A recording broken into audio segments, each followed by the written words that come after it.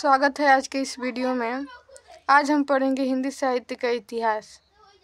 हिंदी साहित्य के इतिहास को विद्वानों ने मुख्यतः 4 भागों में बांटा है।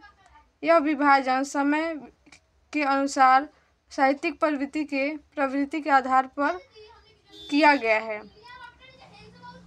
हिंदी साहित्य को चार भागों में बांटा गया जो इस प्रकार है। पहला है आदिकाल, दूसरा है पूर्व मध्यकाल, तीसरा है उत्तर मध्यकाल, चौथा है आधुनिक काल। आदिकाल को वीर गाथा काल कहते हैं और पूर्व मध्यकाल को भक्ति काल, उत्तर मध्यकाल को रीति काल भी कहते हैं और आधुनिक काल को गद्य काल भी कहते हैं। इनकी समय सीमा देख ले तो संवत में 1050 से 1375 तक और ईस्वी में 993 से 1318 ईस्वी तक।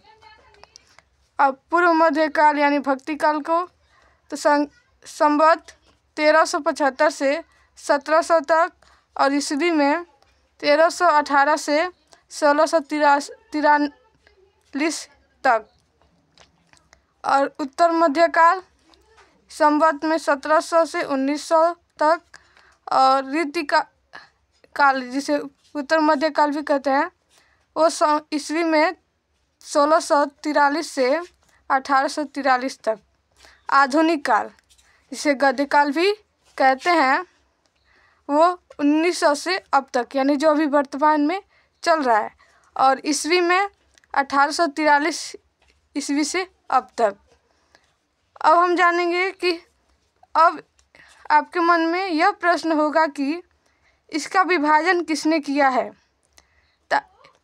हिंदी साहित्य के इतिहास का विभाजन आचार्य रामचंद्र शुक्ल ने किया है।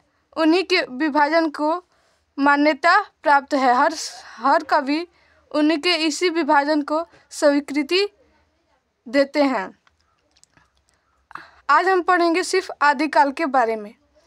आदिकाल को वीरगाथा काल भी कहते हैं और इसका सिर्फ यही नाम नहीं है, इसके और भी कवियों ने कई नाम दिए हैं जो इस प्रकार है।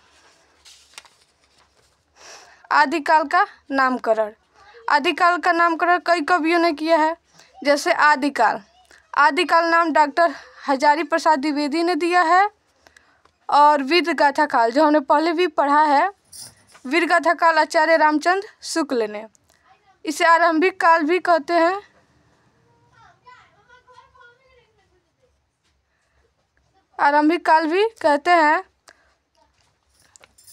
जिसका नाम मिश्र बंधु ने दिया है। चारण काल ये नाम जार्ज ग्रियर्सन ने दिया है और बीज वपन काल ये नाम महावीर प्रसाद द्विवेदी ने दिया है। सिंध एवं चारण काल ये नाम डॉक्टर रामकुमार वर्मा ने दिया है। सिद्ध सामंत काल यह नाम डॉक्टर राहुल संस्कृतायन ने दिया है। इन्होंने यह नाम इस समय के विशेषता के अनुसार दिया है। जैसे आदिकाल अर्थात पुराना काल यानी पुराना समय, हिंदी का सबसे पुराना समय। वीरगाथा काल भी इन्होंने इस समय के अनुसार दिया है। इस वक्त वीर रस की प्रधानता थी, अर्थात यहाँ इस वक्त वीरों की प्रशंसा अधिक होती थी, वीरों के बारे में लिखा जाता था। और आरंभिक काल इसे हिंदी का आरंभिक काल कहा जाता है। इसके लिए इन्होंने मिश्र बंधु ने इसे आरंभिक काल कहा है। और से चारण काल इस समय जो राजा के दरबार में रहने वाले सामंत थे उन्हें चारण कहते। उन्होंने राजाओं के दरबार में रहकर उनकी प्रशंसा की, इसीलिए इसे चारण काल भी कहते हैं। बीज वपन काल महावीर प्रसाद द्विवेदी ने इसलिए दिया क्योंकि ये इस वक्त हिंदी साहित्य का बीज इसी वक्त पड़ा था। संधि एवं चारण काल डॉक्टर रामकुमार वर्मा ने दिया है। सिद्ध सामंत काल डॉक्टर राहुल संस्कृतायन ने दिया है, क्योंकि इस वक्त सामंतों की प्रधानता थी। वो राजाओं की प्रशंसा करते थे और राजा उन्हें अपने महल में रहने का मौका देते थे। अब पढ़ेंगे आदिकाल की विशेषता। इस वक्त आश्रयदाताओं की प्रशंसा, जो मतलब राजाओं के दरबार में कवि होते थे, वो आश्रयदाता यानी राजाओं की अधिक प्रशंसा करते थे। युद्ध का सजीव वर्णन, इस वक्त जो युद्ध होते थे उनका सजीव वर्णन कवि किया करते थे।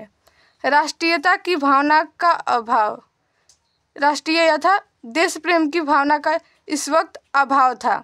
अपभ्रंश प्रभावित हिंदी का प्रयोग, इस वक्त अपभ्रंश भाषा का भी हिंदी में अधिक प्रयोग किया जाता था। वीर रस की प्रधानता, इस वक्त वीर रस में ही कवि अपना काव्य लिखा करते थे। रासो काव्य की प्रधानता, इसी वक्त रासो काव्य भी लिखे गए हैं जिसमें वीर रस की प्रधानता मिलती है। अब हम पढ़ेंगे कि आदिकाल की रचना एवं कवियों के बारे में।